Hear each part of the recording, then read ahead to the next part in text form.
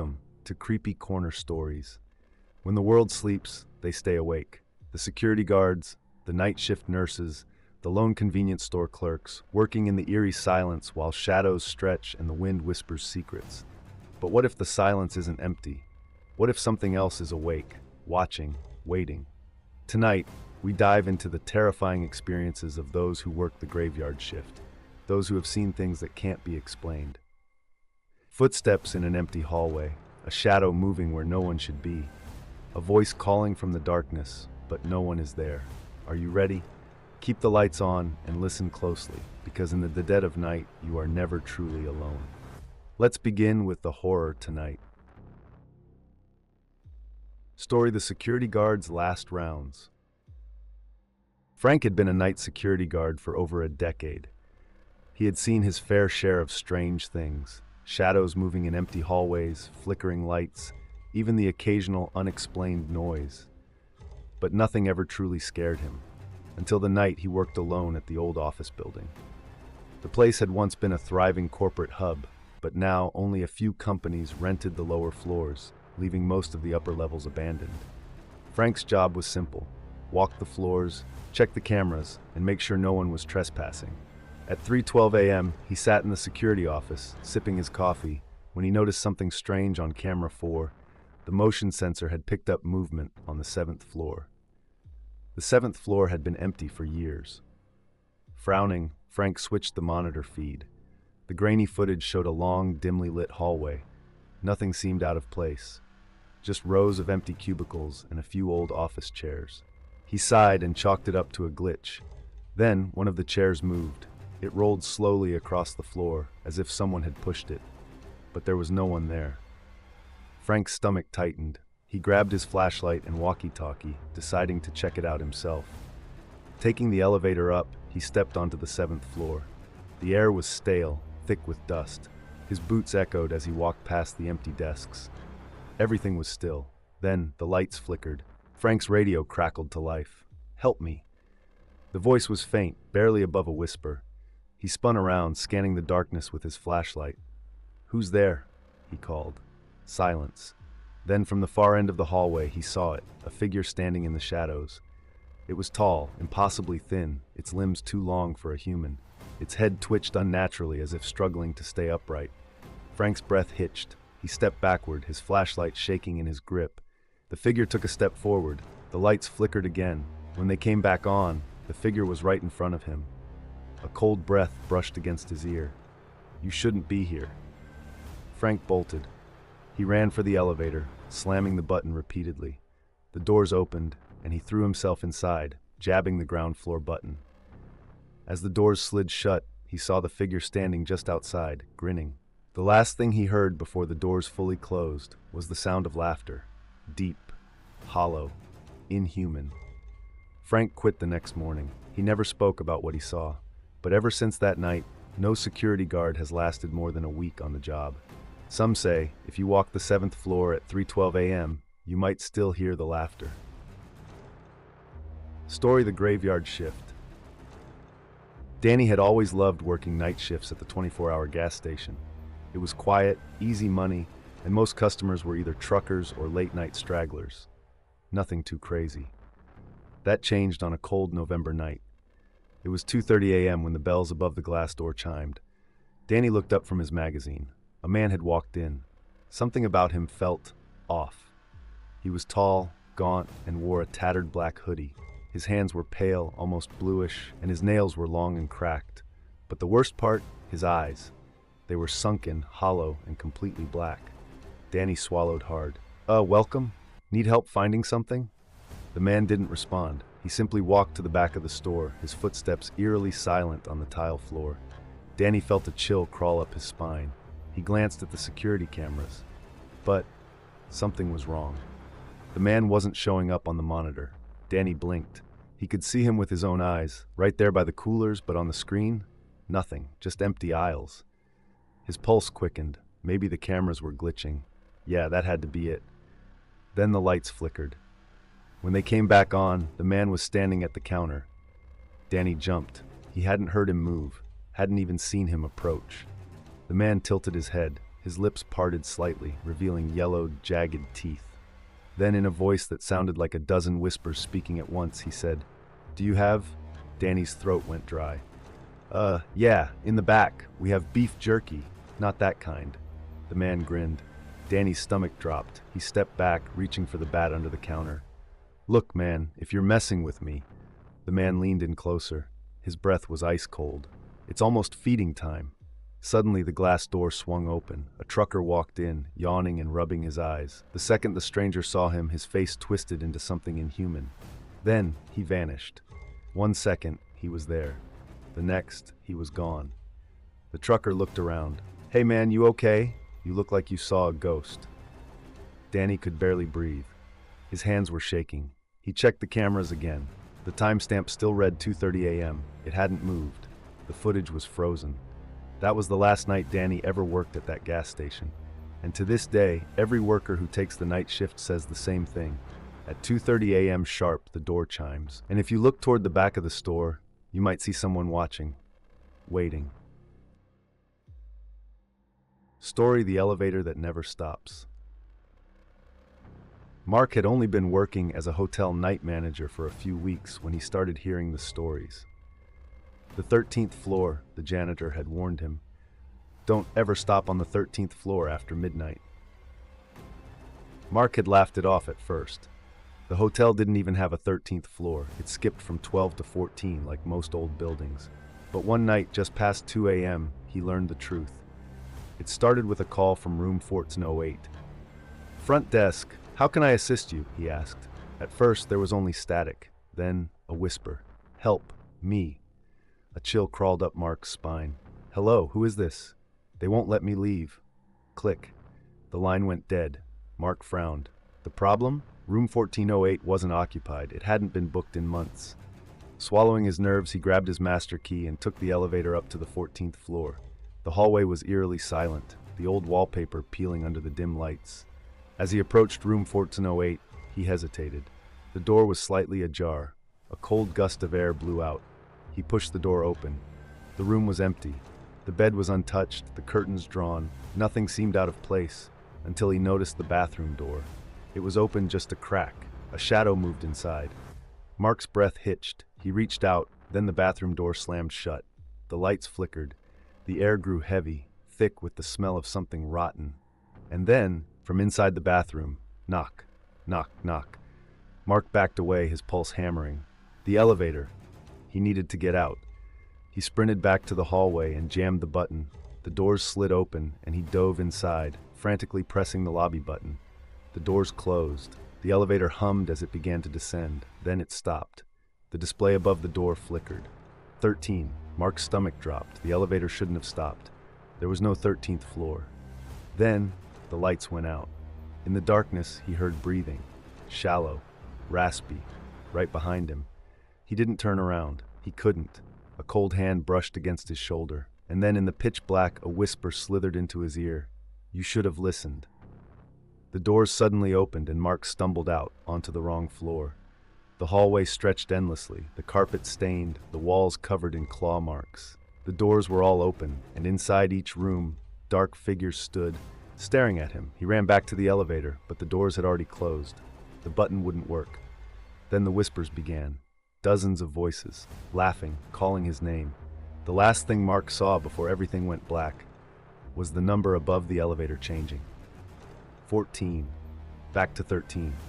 The next morning, the janitor found the elevator stalled between floors. Mark was inside, curled in the corner, his hair completely white. He never spoke again. And now, every night at 2 a.m., the elevator stops, just for a moment on the 13th floor. If you're ever alone in that hotel and the doors open unexpectedly. Story: the watcher in the warehouse. Ben had worked the night shift at the shipping warehouse for almost a year. It was an easy job: clock in at 10 p.m., monitor the security cameras, and do a round every hour. Nothing ever happened. Until one night, something did. It started with a simple motion alert. Ben was in the break room, scrolling through his phone when the monitor beeped. He sighed and checked the cameras. Aisle 4. A tall shelf stacked with boxes, dimly lit by flickering overhead lights. Nothing seemed out of place. Then on the screen, a box slid off the shelf. Ben frowned. There was no one there. No wind, no movement. Just the box, lying in the middle of the floor. Probably just stacked wrong, he thought. Still, he had to check it out. Grabbing his flashlight, he made his way through the dark warehouse. The air was heavy, thick with dust and the scent of old cardboard. His footsteps echoed between the towering metal shelves. He reached aisle 4. The box was there, just like on the camera. It had fallen from the third shelf, its contents spilled onto the concrete. Old office supplies, papers, and a few scattered pens. Ben knelt to pick them up. Footsteps, slow, deliberate, coming from the next aisle over. He froze. "Hey," he called out. "Who's there?" Silence. Ben swallowed hard and stepped toward the end of the aisle. He peered around the corner. Nothing. Just row after row of empty shelves. Then, a shadow moved. Not just any shadow. A tall, thin figure standing at the far end of the aisle. Ben's breath hitched. It wasn't moving. It was just standing there, watching. His flashlight flickered. When it came back on, the figure was closer. Ben staggered backward. "Screw this," he muttered, turning to run, and came face to face with it. The figure loomed over him. Its face was wrong, stretched, hollow, eyes sunken deep into black pits. Its mouth twisted into an unnatural grin. Then it whispered, "You're not supposed to be here." The lights in the warehouse flickered wildly. The temperature dropped. The shelves trembled, and then everything went black. Ben woke up in the break room, his head pounding. The cameras showed nothing. No shadow, no figure, not even the box that had fallen. But on the wall behind him, scratched deep into the metal, were 3 words, "I see you." Story: the hospital's last call. Michael had been a night shift nurse for almost 7 years. He was used to the eerie silence of the hospital, the dimly lit corridors, and the occasional strange noises that always had a logical explanation. But one night, he got a call that changed everything. It was just past 3 a.m. when the old landline at the nurse's station rang. Strange. No one ever used that phone anymore. Michael hesitated before answering. Hello. For a moment, all he heard was static. Then a weak, trembling voice whispered, "Nurse, please help me." A chill ran down his spine. The voice sounded frail, desperate. "Who is this? What room are you in?" Silence. Then a faint cough. Room 502 flashed in his mind. Michael's stomach twisted. Room 502 had been sealed off for years after a patient had died under mysterious circumstances. No one went in. No one came out. He grabbed his flashlight and walked toward the old wing of the hospital, his footsteps echoing down the deserted hallway. When he reached room 502, the door was open. That wasn't possible. The door had been locked for as long as he could remember. He shined his flashlight inside. The room was dark, the hospital bed still neatly made, covered in dust. The air was thick with the smell of antiseptic and something rotting. Then his radio crackled. Michael. His breath caught in his throat. That wasn't the voice of anyone on duty. It was the same weak, trembling voice from the phone. His flashlight flickered, and the hospital bed was no longer empty. A frail, emaciated woman lay there, her skin pale and stretched tight over her bones. Her sunken eyes locked onto his. Then her lips curled into a slow, sickening smile. "You finally came." Michael staggered back, his body frozen with terror. The woman sat up. The heart monitor beside her suddenly beeped to life, flatlining. The lights flickered wildly. The door slammed shut, and then she screamed.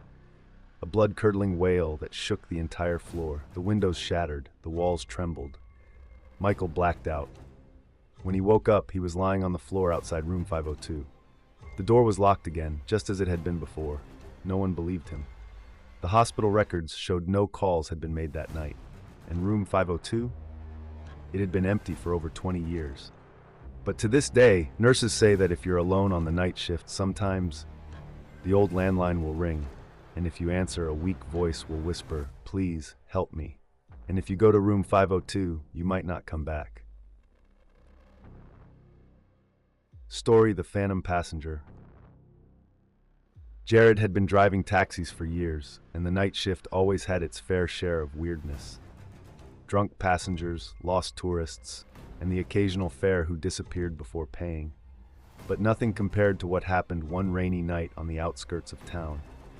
It was past 2 a.m. when he got a ride request from an old road near the abandoned train station. The location was strange. There were no houses or businesses nearby, but a fair was a fair. As he pulled up, his headlights cut through the thick fog rolling in from the tracks. A woman stood there, dressed in an old-fashioned black dress, her dark hair soaked from the rain. She didn't have an umbrella, didn't even seem to notice the cold. Jared lowered the window slightly. "Need a ride?" She nodded silently and got in the back seat. "Where to?" he asked, glancing at her through the rearview mirror. Her voice was barely above a whisper. "Home." He nodded and started driving. The air inside the cab felt strangely cold, despite the heater running. He checked the mirror again. The woman was gone. His stomach clenched. He slammed the brakes and turned around. The back seat was empty. His pulse hammered in his ears. He was about to throw the car into reverse when... a whisper. "Keep driving." Jared froze. The voice came from the back seat, but there was no one there. Then, slowly, the mirror fogged up, as if someone was breathing against it. And in the mist, a message appeared, written by an unseen hand. "Almost home." Jared's breath hitched. His hands trembled as he gripped the wheel. He wanted to stop. He wanted to get out. But he couldn't. The car kept moving, the streetlights flickering as he passed them. His radio crackled with static. The GPS flickered wildly, the screen glitching between numbers and symbols. Then up ahead, he saw something, a cemetery. The iron gates stood open, and beyond them, the crumbling tombstones stretched into the fog. His heart pounded. The car was driving itself. Jared slammed his foot on the brakes, skidding to a stop just outside the cemetery entrance. The radio cut out, the headlights flickered, and then a soft voice from the back seat. "Thank you for the ride." The door unlocked, the air shifted, and in the mirror, he saw her. For just a moment, she sat there, her face pale, her eyes hollow, her lips curling into a sad, knowing smile. Then, she vanished. The door creaked open on its own. The rain poured harder. Jared didn't stick around. He floored it, speeding away without looking back. The next day, he checked the ride logs. No record of a pickup, no record of a passenger. But when he looked in his rearview mirror, a single wet handprint remained on the backseat window. Some cab drivers still say that on stormy nights, if you drive past the old train station, you might see a woman waiting. And if you pick her up, make sure you don't take her all the way home. Story: The Man in the Hotel Hallway. Ryan had worked as a night receptionist at the Blackwood Hotel for nearly a year. It was an old place, built in the early 1900s, and had its fair share of ghost stories. But Ryan didn't believe in that stuff. At least, not until the night of room 709. It was 2:43 a.m. when the phone rang at the front desk. "Blackwood Hotel, how can I help you?" A man's voice, deep and flat, spoke on the other end. "There's someone standing outside my room." Ryan frowned and checked the system. The call was coming from room 709. That was impossible. Room 709 had been vacant for months. His hands tightened around the phone. "Sir, are you saying someone is outside your door right now?" A pause. Then, "No, he's inside." The line went dead. A chill crept up Ryan's spine. He stared at the monitor, at the empty check-in list. No one should be in that room. He grabbed his master key and hesitantly made his way to the 7th floor.